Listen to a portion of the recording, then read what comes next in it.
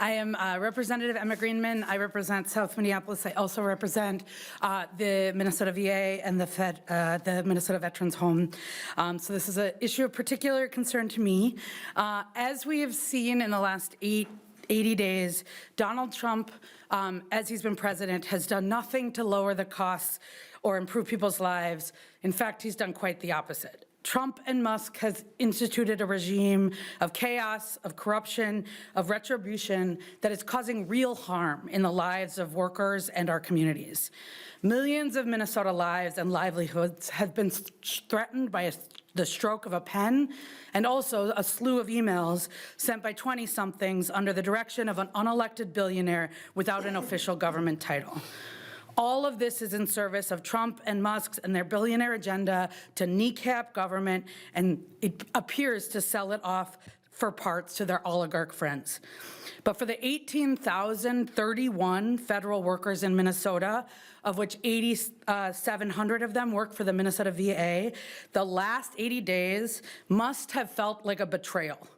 Trump and Musk and their Doge bros are jerking these men and women around who have dedicated their lives to serving our communities and the United States of America. And it's not only the federal workers who have been impacted. Thousands, probably tens or hundreds of thousands more of Minnesota workers who work for state and local government, who have government contracts that have been canceled, that have been frozen legally and illegally, the MDH workers, hundreds of them have already been laid off because of the impacts, and this won't end there. The chaos of mass layoffs, the uncertainty of tariffs, the unpredictability of the economic retribution we're seeing is causing an impact on our economy and our workforce. In the years before Trump took office, before Doge and before the daily proclamation of trade wars and economic retribution, Minnesota's economy was strong, our unemployment at record lows, and our work in the legislature had been focused on unrigging the economy so it works for Minnesota workers, not just corporations and the wealthy few. But now we have to focus on protecting those Minnesota workers from the chaos of Trump and Musk and what they have wrought. As state officials, we don't control what happens in Washington, D.C., but it is our job and our obligation to use the power we have here in Minnesota to protect Minnesotans and our workers the best we can from the chaos that's being wrought. Last weekend, we saw 43,000 people right here at the Capitol and tens of thousands more around the state asking and demanding that elected officials stand up and protect them and their families and their livelihoods. And that's what these bills do. These bills protect federal workers, they protect Minnesota workers, they protect our workforce, and they ensure that we're doing what we can to protect and shield, and where we can stop the harm from happening. And with that, I will introduce our great friend from the Senate, Senator Grant Hostel. Well, thanks everybody for being here. As you all know, I represent the largest and most rural district in the state. And so I have a lot of federal employees who look out for our natural environment. We have an EPA lab on the North Shore just outside of Duluth that employs 170 employees. I have a 148th Fighter Wing with civilian employees right in my district in Hermantown. These are people who work, live, play, and are raising their families in our communities. So when the email came from Elon Musk, an unelected billionaire oligarch out of the White House, telling folks a similar subject line to what he sent to his Twitter ex-employees, a fork in the road. Imagine getting an email that says a fork in the road. And it says, you can decide to retire early or face the consequences. These are the messages and the comments that I'm getting from constituents. Decide now your own fate. Leave now or face the consequences. That is not how government works. That's not how merit works. That's not what these federal employees work their entire lives to do. And unfortunately, this is exactly what this White House is trying to do to people's livelihoods and to our communities. I've done town halls all across my district. Again, a very rural area. Hundreds of people are showing up to back up the Forest Service, to back up the Park Service, to back up the EPA workers, to back up the civilians at the 148th. These are people, they're their friends, their family members. And so Representative Johnson, who's going to get up here next, we have a bill that would address this coercion that happened from the federal government trying to get people to leave. And we are trying to find out a way at the state level. How can we look out for them? How can we have their back at the state level if the feds are going to leave them out to dry? So with that, I'll pass it to Representative Johnson to talk a little bit more. Thank you all for being here. This is an important conversation, and I'm grateful for my colleagues who are standing here side by side with the workers in this fight. I want to focus a little bit on the amendment that we offered to House File 3078, the 13-week extension for government workers once their unemployment benefits run out. The reality is that with so many of these folks out of work, for some, it'll be difficult to find new jobs or new employment before those benefits run out. We want to make sure that these dedicated public servants stay here in Minnesota and are not forced to leave our communities in search of work elsewhere. This surge of unemployed workers will also put a strain on Minnesota's dislocated worker program, and this extension will allow some breathing room and allow that system to work as it's intended. To be clear, though, this extension isn't just about policy. It is about people who have dedicated their lives to serving throughout our communities. Recently, I spoke with a medical professional at the VA who provides critical telehealth services to veterans all over the country, remotely, as intended. But they were suddenly told that they had to report to an office, which they had never had before, hours from their home to sit in a cubicle to do this work. The Trump-Musk administration knows that this is not good for workers. They know that it is not good for veterans, but their goal is clear: make the job unbearable so that people leave. As Senator Erin May Quaid recently said, it's the equivalent of removing batteries from the machine, making it unworkable for everybody.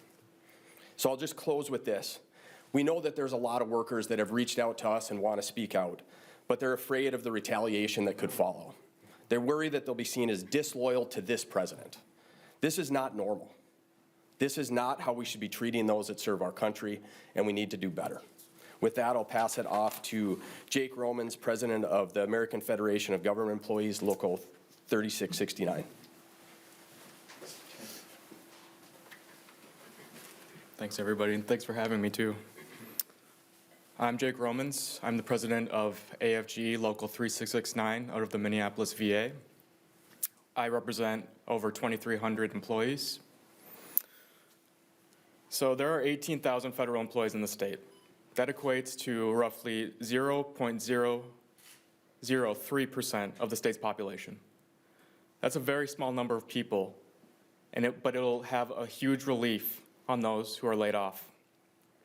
I would rather have my taxpayer dollars help my fellow Minnesotans than wasting it on something that has no substantial impact or benefit to us. The Deferred Resignation Program, also known as the Fork in the Road, has been reopened again until April 30th. That means more Minnesotans will be without a job. People took these offers to either get away from the abuse of federal employees or because they made the determination that their financial or familiar situation warranted such a consequential decision. From my understanding, the federal government is currently honoring the DRP contract for the first round of employees. However, there is a legitimate question as to whether it will continue to be honored until September 30th. There have been at least 12 employees that we know of who were terminated during the first round of firings. They have since been reinstated into their positions. However, the recent Supreme Court decision to allow some probationary employees to be terminated and the pending court decision on the Maryland lawsuit, they may lose their jobs again. One of the first round of probationary employees included a 100% disabled veteran. That employee's performance was outstanding, and there did not seem to be a legitimate reason to terminate her. Another employee is a researcher who helps conduct studies that improve veterans' health outcomes. Losing this person again would delay important studies that benefit veterans. HF 3078 impacts a small amount of people, but has a huge impact on their livelihoods. The government exists to serve the people. This bill would do that. This should not be a partisan issue, because I guarantee that people of all political alignments will know somebody that these terminations impact. Providing some financial relief will go a long way in healing the divide between us and better the lives of our friends, family, coworkers, and each other. And with that, I'll pass it off to Representative Matt Norris. Thank you.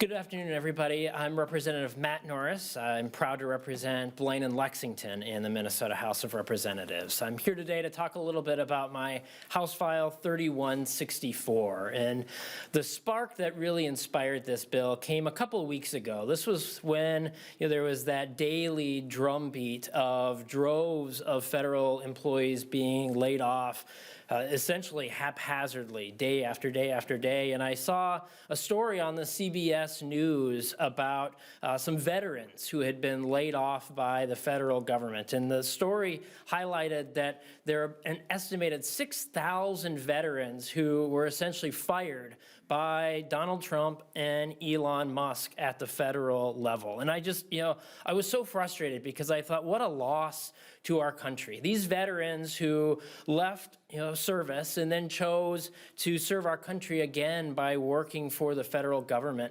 These are some of our finest public servants in the country, and they were just haphazardly tossed to the side. But then I started to realize that, our country's loss could be Minnesota's gain. And that's why I'm bringing forward House File 3164 that offers $10,000 relocation bonuses to veterans who were fired by the federal government who choose to move to Minnesota to take a new job. When you talk to businesses in our state like I do, one of the biggest challenges they face is finding enough workers. And there's no one I would rather hire than a veteran. In fact, my legislative assistant is a Marine veteran. Businesses talk about wanting to hire for soft skills. These veterans, they've got all the soft skills you could look for, teamwork, reliability, perseverance. And so I think there'd be nothing better than adding these veterans that President Trump and Elon Musk recklessly cast aside to Minnesota's workforce. The bill also includes money for DEED to promote this program to veterans across the country who have been laid off so that they know about it and they know about this opportunity to come to Minnesota. Offering these bonuses would help offset the costs of moving to Minnesota and also send a message that while Trump and Musk may not care about our veterans, Minnesota does. So come to Minnesota and be a part of a workforce here in Minnesota for decades to come. And besides the employment issues we've been seeing at the federal level, we also know that these tariffs are wreaking havoc on the country. And so to talk more about that is a local business owner from St. Paul, Dan Marshall. Thank you. Yeah, hi there. My wife Millie Adelsheim and I have been selling toys in St. Paul for 25 years. We own Mischief Toy Store on Grand Avenue. Thanks to my daughter Ellie coming along today. My oldest daughter Abby joined us as co-owner a few years ago. She got us through COVID, honestly, with her innovations that she came up with to deal with the situation. But we've been through the dot-com bubble burst. We've been through the Great Recession. We've been through COVID, and I honestly can say that the anxiety caused by these spiking, ridiculous tariffs that Trump has put in place over the last month has just spiked. Millie and I are just crazy with anxiety right now, and I think that's the same for any small business owner right now, because truthfully, a toy that we're selling right now for $10, which makes a great birthday present, is going to be $25 unless Trump decides on a whim to rescind his tariffs. These tariffs, they started out as what? As 20%, and then they went to 54% a couple weeks later, and then a couple days ago they went to 104%. I wake up this morning, they're no longer at 125%, which is what they were yesterday, and now they're at 145%. This is madness. This is no way to run a country. This is Donald Trump deliberately trying to destroy our economy. It's more obvious to me. I'm just a lonely toy store owner, and that seems like the only takeaway that there is from this. That's exactly what he's doing. And I don't know how to survive this. I don't know how to order toys for Christmas. I don't know if toys I order now, when they ship, what they're going to cost. How do we plan for that? And it's impossible to plan for, I'll tell you. Like I said, I've gone through a lot of different situations with the store, a lot of craziness. This is the first time it's been done on purpose by someone who's not looking out for the best interests of our country. And that makes a huge amount of difference. Because even in COVID, we knew that there were lots of people trying to get us through this and look out for our best interests. Donald Trump, he's looking out for his own interests. And who knows what those are. Stories are already saying maybe there's just insider trading happening as a result of these tariff announcements on and off. And I wouldn't doubt it. But we're the victims of that. I want to be clear that this doesn't just affect toys. This affects virtually every consumer product that you use in your daily life.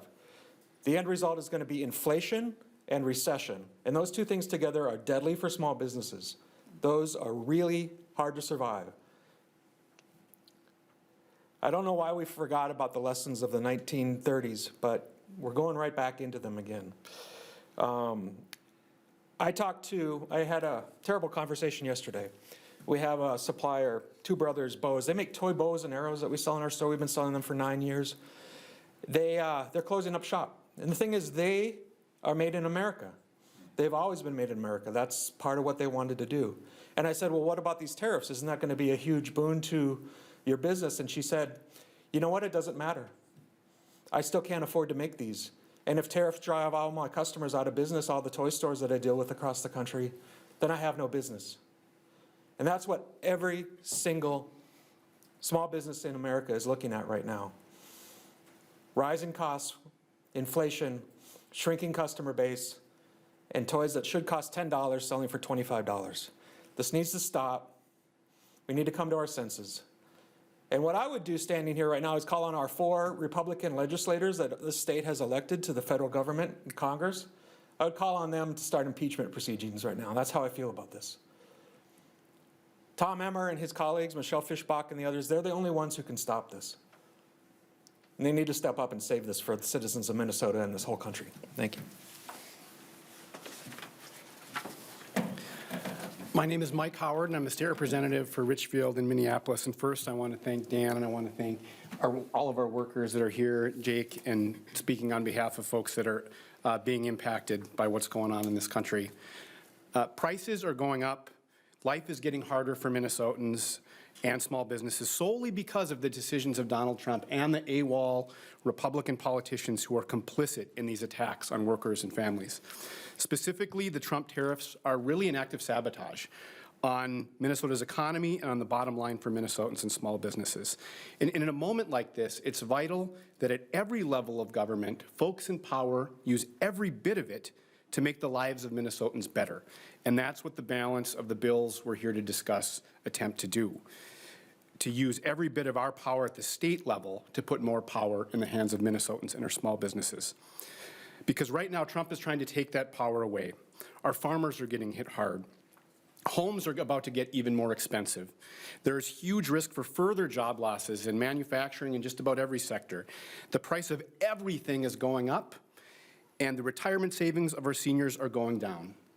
The billionaires and the ultra-wealthy, they can weather these storms. In fact, plenty of them probably got a little bit or a lot bit more rich yesterday. But regular Minnesotans just want this roller coaster of chaos to stop. The bill that I'm introducing would marshal all the forces of state government to study and form an action plan to defend Minnesota workers from the harm of these Trump tariffs. We would engage and partner with workers and leaders in all sectors to form a plan to mitigate harm and proactively push back where we can. It represents just one piece of this larger fight that we all need to be in lockstep with Minnesota workers and families to fight back against a federal government that is hostile to regular Minnesotans. One last thing, and Dan mentioned a little bit of this, it's important to note that right now, here in Minnesota, we have the power to stop the Trump tariffs. If every member of our congressional delegation, Democrats or Republicans, were to stand with Minnesotans and vote to end the tariffs, they would end today. And if every Democrat and Republican in the state legislature supported the bills we're talking about, workers would have more power and peace of mind. But it requires Republicans to take their heads out of the sand or Donald Trump's rear end to make it happen. And if they were listening to the people of Minnesota, it wouldn't be that hard of a sell. And with that, we'd open it up for questions. federal employees who take that deferred resignation UI extension bill, like under current statute, would they not be eligible for unemployment benefits? I think Is that that's the where I'm language at. worded? Yeah. Yeah, that's what we're kind of looking into is. It's a resignation, not a quit. Exactly, but the argument is that they've been coerced, right? So they get this email in their inbox unbeknownst to them saying, hey, fork in the road, you can either quit or face the consequences. Well, what's the consequence? So they're gonna take the money and run, right? But unfortunately, that's impacting their livelihoods. I mean, I have folks who have worked in the government for 10 years, 15 years, still have 15, 20 years ahead of them, and they're being asked to resign early. Not only that, but they, a lot of them in rural communities where there's not a lot of other jobs. They've got the education, the experience necessary to get these critical federal jobs, and now they're out on the street, and we don't know if they're gonna stay in our community. So the idea is trying to get them sort of this relief and looking at the federal laws that exist now and how we might be able to help at the state level. Would that require a new appropriation, or is the existing UI trust fund strong enough to? Okay, so there's that, but some of these other programs cost money, and you guys are working under tight budgetary restrictions right now, so how do you do this? So the UI provisions, as you said, would come out of the UI trust fund. There's both a federal UI system and a state UI system, and these would come out of the state UI trust fund. As we heard, this is not that many workers, but it is 10% of our workforce, and so it will have a huge impact. Probably something we've been talking to Deed that the trust fund can weather. I think more generally, one, this is what's happening in budget negotiations, and what DFLers has said is we actually need a budget that shields and protects people.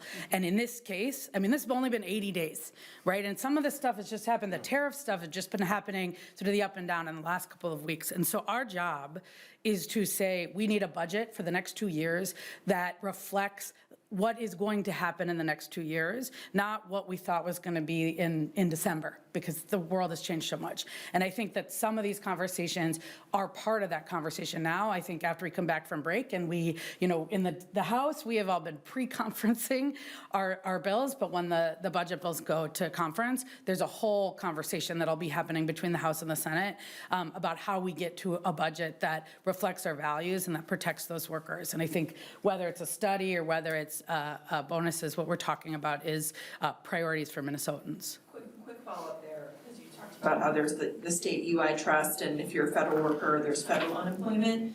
Is that to say that, I mean, you're saying that Deed says that you can, the trust can withstand absorbing these folks into the state UI trust, but is that to say that they wouldn't have, if, let's take out the resignation part of this and let's get cute with the words about it. If they were fired from their federal job, they would normally be under the federal pot of money. So is that to say that you are absorbing more people than the amount of employers that are paying into that state trust right now? So you are gonna have more workers getting the benefits than the employers paying into the trust.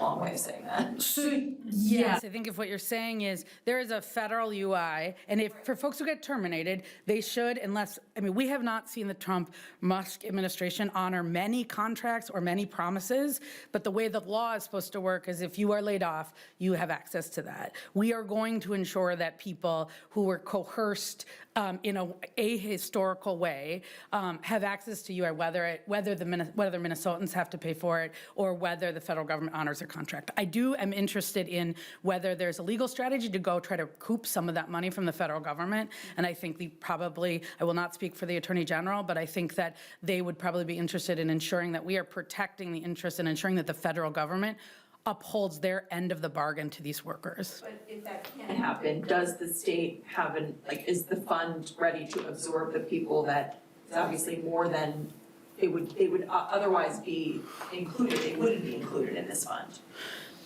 The short answer is yes. The amount of workers we're talking about, right? And I also just want to note, sort of, this is the wonky, someone who's working on UI for a long time.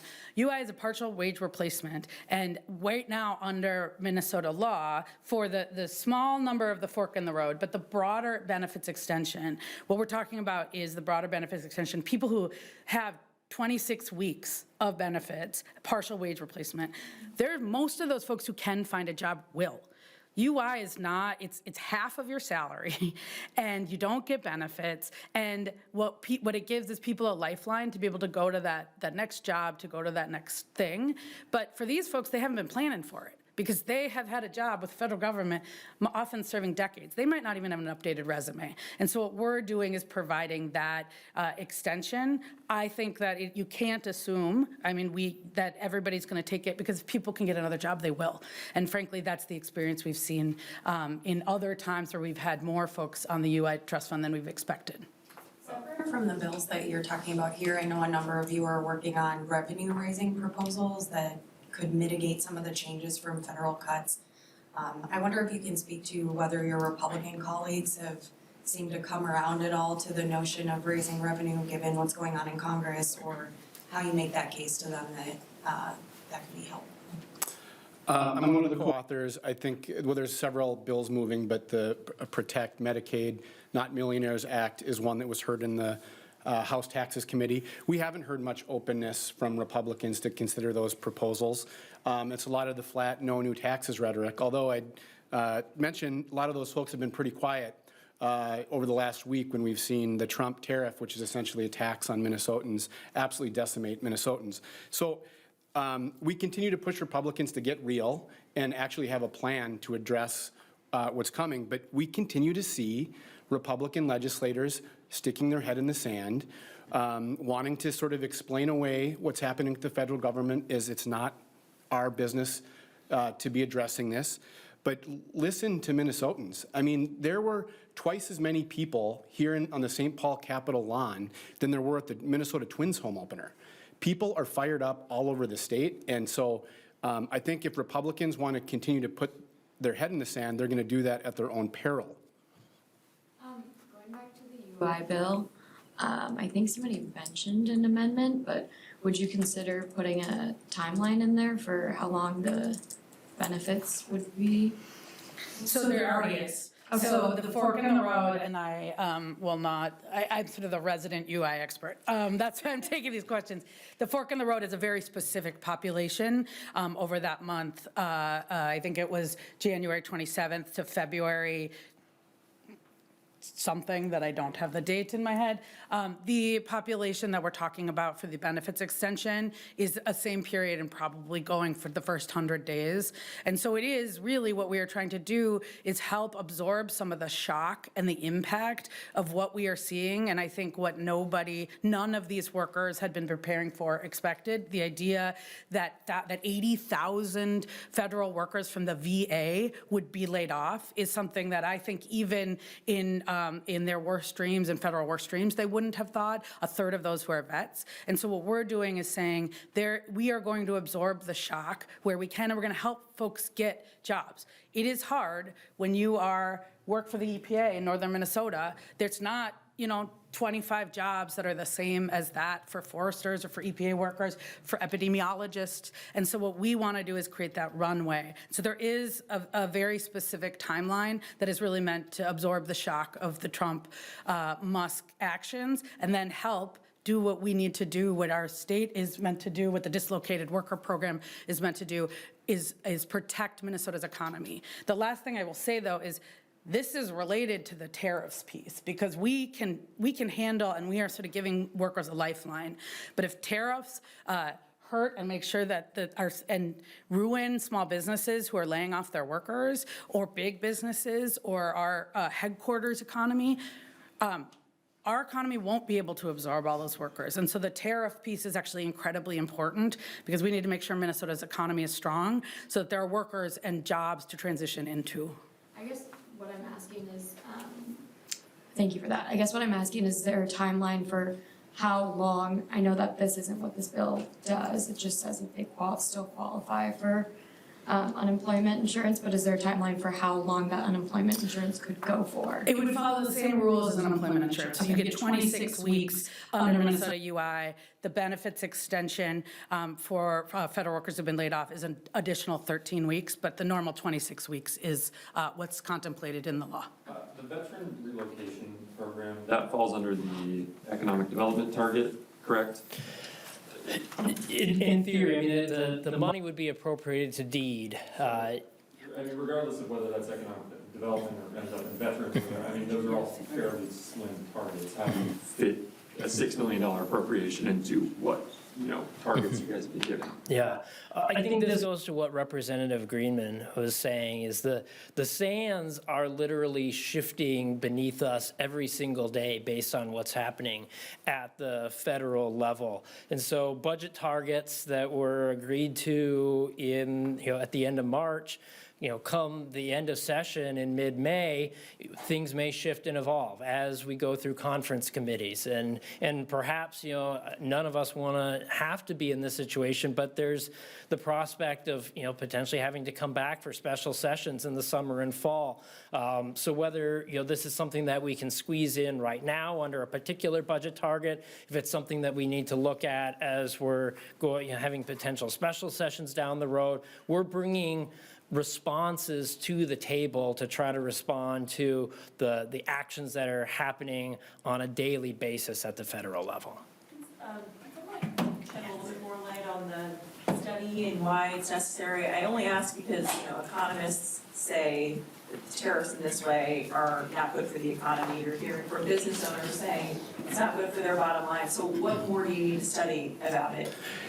Good question. I mean, the study isn't so much about good or bad. It's about marshaling the experts, leaders all across the state to come up with an action plan, really make sure we understand what these impacts are in our agriculture sector, for example. So the study would ask experts in our agriculture community to be in partnership at the state government level to really discuss what's happening on the ground with these shifting sands so that we can determine what are the tools that the legislature can bring to bear. As Representative Norris mentioned, there's a chance we end up in a special session to deal with the chaos of the Trump administration. Assembling this kind of a study and action plan can help us be better prepared to deploy resources or policy mechanisms to address the real-time, real harms that are coming with these tariffs. Back to the UI, sorry. I'm seeing that, with that kind of email that a lot of federal workers were getting, they were also being told that their benefits and pay would continue until September. I could be getting some information wrong here, but if that is the case, is this bill just kind of a lack of trust that the federal government would follow through on those pay and benefits, or can we just speak to that? I think the short answer is yes. And I think that the reason is because we literally, I think today, we heard more about canceled government contracts that should have gone on for the next year. We are fighting, our Attorney General is fighting in court illegal funding freezes. We're fighting illegal, unconstitutional executive orders. And so right now, our job is to protect Minnesotans with the power we have. If the federal government isn't honoring their commitments to our workers, to our veterans, to folks who get Social Security, we're hearing potentially, and we don't know that they're not sharing anything with us. We hear from our state agencies that they can't get somebody on the phone at the federal level. We heard from our congressional delegation that they're just not getting responses. And so we can just prepare what we can prepare for and try to ensure that the federal government is doing what and honoring their commitments. But it is our job to protect Minnesotans and to shield them from what's happening. And that's the purpose of that bill. What about state employees? Would they be affected by this? So the state employees who have been laid off in that period, like the 170 MDH workers, they would also have the opportunity to get the benefits extension. As you mentioned, there's 18,000 federal workers. There's probably tens, if not hundreds of thousands more, not just state workers, but local workers. We're hearing about law enforcement direct funding that law enforcement gets from federal governments. If those contracts don't get honored, if that goes away, there's potentially a much bigger reverberation. Do you have a sense of scope of where that is right now, given the grants that have been canceled? Or the website. So breaking news of yesterday, I think the governor sent out a notice, but the MMB now has a public website of sort of trying to keep track of, and the administration's trying to do what everybody else is trying to do, which is just get information about what's happening. So I would start there. And I think it'll be a great resource to tell the public about too, so that folks can see what's happening. And I think with that, you all might need to go get the press stand up with the leaders. Thank you all.